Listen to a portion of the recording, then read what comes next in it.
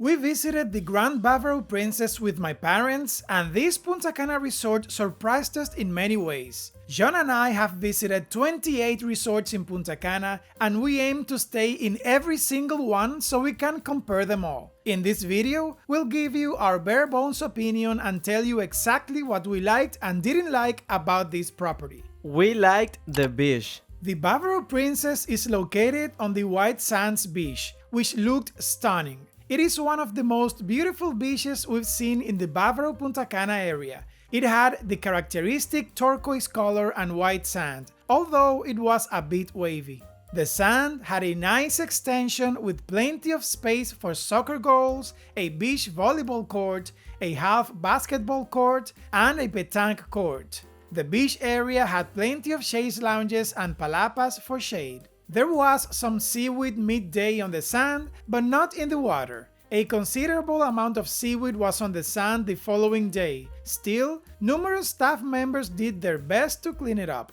We didn't like the main pool. This is the biggest pool in the hotel. It's near the beach, has a volleyball net, and a pool bar with wet and dry sides. The pool is pretty, but some tiles need sprucing up. The water was a bit cloudy and the music too loud for our taste. The seating area definitely needed more shade. There weren't enough lounge chairs, but most were in the sun, making spending much time outside the water hard. Making things worse, the stone used for the floor around the pool gets scorching hot and can quickly burn your feet if you step on unshaded areas for too long. We liked the relaxed pool. If you don't want the hustle and bustle of the main pool, you may go to the other pool in the hotel, the relaxed pool. It is much smaller than the pool by the beach, but we liked it more. There was no music and considerably fewer people. The relaxed bar makes getting a drink easy but has no wet side. There were plenty of lounge chairs available but almost no shade. We didn't like the hotel's transportation. The Grand Bavaro Princess is a huge hotel, so you'll need to take the in-resort train at least occasionally. We only tried using it once and decided against it for the rest of our stay due to a horrible first impression. We waited at the designated stop near the lobby for 17 minutes, and when the train finally came, it was a free-for-all. The wait time for the train should be cut at least in half, a better system for the line should be implemented, or the train capacity should be increased.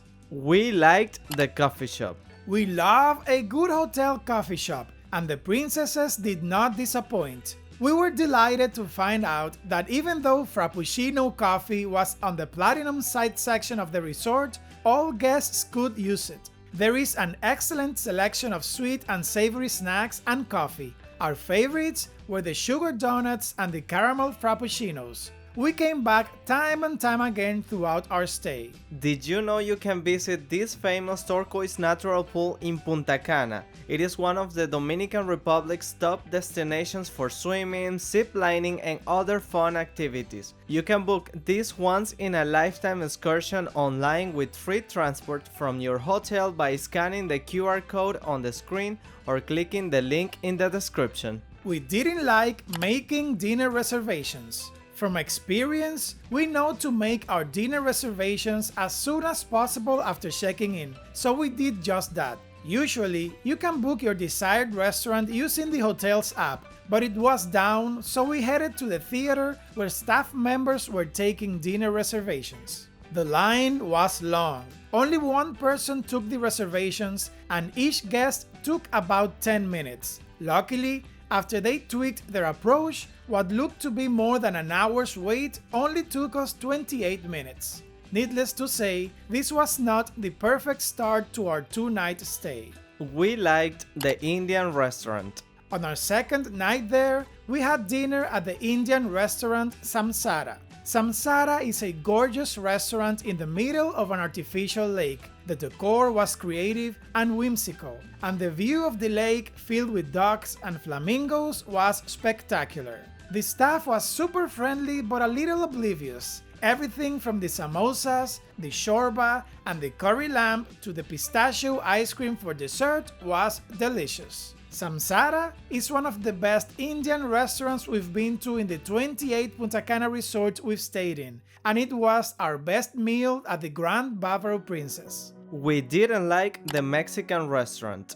We could only get an early reservation at the Mexican restaurant and had to be there by 6 p.m., which made my dad very happy. The Mexican restaurant is called La Hacienda. The Mexican-themed decoration was well accomplished without being cliché. The staff was super friendly and accommodating. There wasn't a Mexican vegetarian option, and even though our waitress asked the kitchen to make me vegetarian tacos, they were not good. Generally, hotels do a good job with Mexican food, but unfortunately the Princess is not one of them. We liked the room. We booked the cheapest one, the Bungalow suite, for just $94 per person per night. We fell in love with it from the moment we entered. It was huge, with two distinct areas, the bedroom and living room. The bedroom was comfortable and chic, the decoration modern and clean, and the area well distributed. The living room was spacious and very well decorated. We loved the style of the furniture and how modern it looked. A double door separated the bathroom from the living room. The decoration and illumination made the space feel luxurious. The gorgeous bathtub and stand-up shower were great touches. The balcony was big, with wide-angle view of the gardens. Speaking of the gardens, we also liked the hotel grounds. The Grand Bavaro Princess is one of the prettiest hotels in Punta Cana. The vegetation is lush, abundant, tropical, and well-groomed. We loved the free-roaming peacocks and flamingos, and the eco trail in the middle of the property was a delight to walk through. It is filled with mangroves, birds, turtles, and guinea pigs. We didn't like the theater. The theater area looked more like a convention room, and it didn't scream fun to us. The night show started at 9:30 p.m. on one of our nights there. The show's name was Finding the Perfect Couple, and it required audience participation. We thought it would be cheesy, but it was funny and we had a good time. We liked the sports bar. After dinner, we loved hanging out at Rebel's Sports Bar. It was 2 stories high with plenty of seating and a big screen in the center. Here, you can order American-style food from a short menu and drink from the bar. We had a great time playing football upstairs and a never-ending game of pool because of how bad we all were. We didn't like the condition of the sports bar amenities.